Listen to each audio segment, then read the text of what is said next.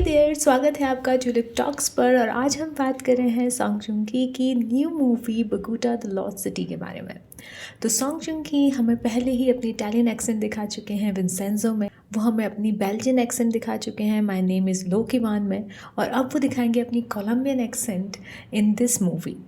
तो चलिए इस मूवी के बारे में बात करते हैं। तो इसकी स्टोरी कुछ ऐसी है कि एक परिवार जो 1997 एशियन फाइनेंशियल क्राइसिस के कारण बर्बाद हो चुका है, मतलब उस समय साउथ कोरिया में बहुत सारे लोग बर्बाद हो गए थे उस क्राइसिस के कारण, ये परिवार भी उनमें से एक था। तो वो लोग कोलंबिया जाते हैं इस तलाश में कि शायद उनको एक अच्छी ज़िंदगी मिल पाए, क्योंकि उन्हें साउथ कोरिया में तो अपना कोई फ्यूचर नहीं दिख रहा।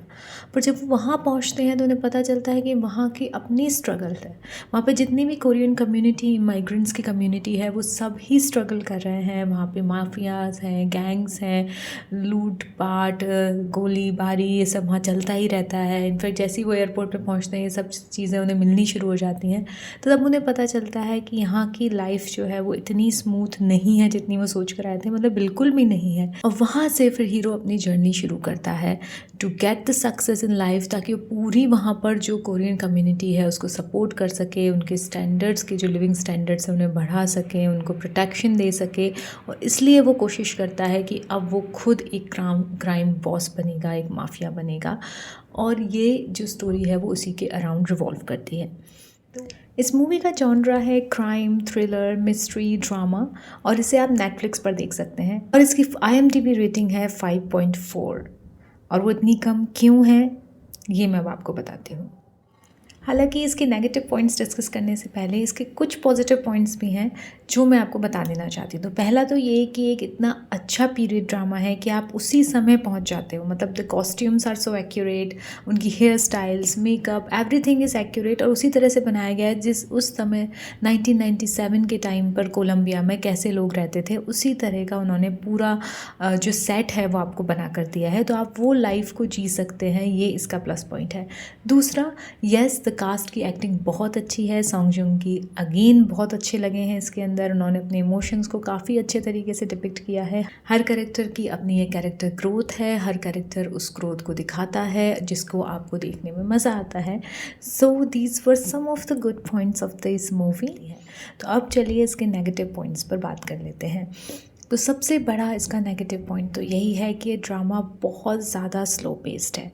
मतलब फ़र्स्ट हाफ तब भी अच्छा है, बट सेकंड हाफ तक आते आते इट्स सो बोरिंग कि आपको समझ ही नहीं आता कि एक एक सीन इतना खींचा हुआ क्यों है। मतलब कोई भी एक्साइटिंग मोमेंट्स आपको उस ऐसे में देखने को नहीं मिलते, ज़्यादा नहीं है इस मूवी में।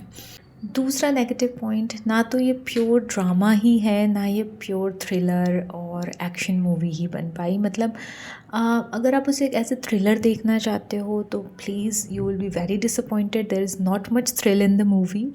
और अगर आप उसे ऐसे ड्रामा ही देखना चाहते हो तो भी आपको इतना मज़ा नहीं आएगा। आई मीन ड्रामा के मोमेंट्स हैं, चल रहा है, but still it's not pure drama, it's not thriller, it's somewhere in between.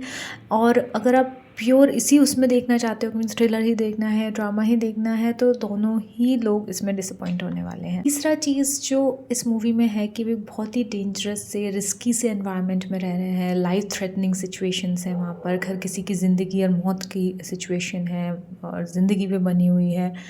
पर ये ड्रामा उस एसेंस को, जो अधिकतर हमने देखा है कि मूवीज़ बहुत अच्छे से कैप्चर कर पाती हैं, हमारी इंडियन मूवीज़ ने भी करा है, फॉरेन मूवीज़ ने भी करा है, Indian movies like Agneepath, like KGF, like Pushpa.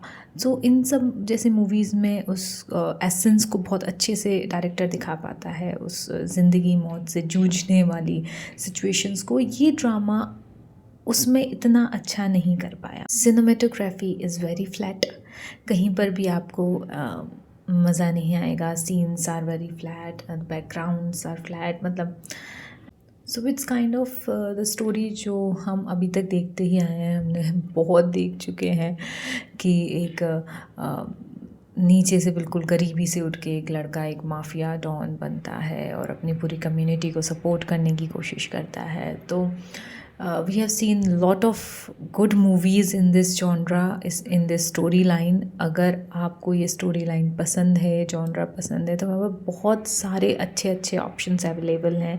अगर आपको हॉलीवुड में ये देखना है, Scarface by Al Pacino is the best choice. मतलब अगर इस जॉनरा में, इस स्टोरी लाइन में जाना है तो इससे बेटर ऑप्शन आपको और कहीं नहीं मिलेगा. You should watch that if you haven't watch it yet. और अगर आपने देख भी लिया तो फिर से भी आप उसको देख सकते हैं. इसको देखने से तो आई मीन बेटर ही है. और बॉलीवुड में भी there are many good options like KGF, Pushpa, Raees, Agneepath. You can watch all those movies.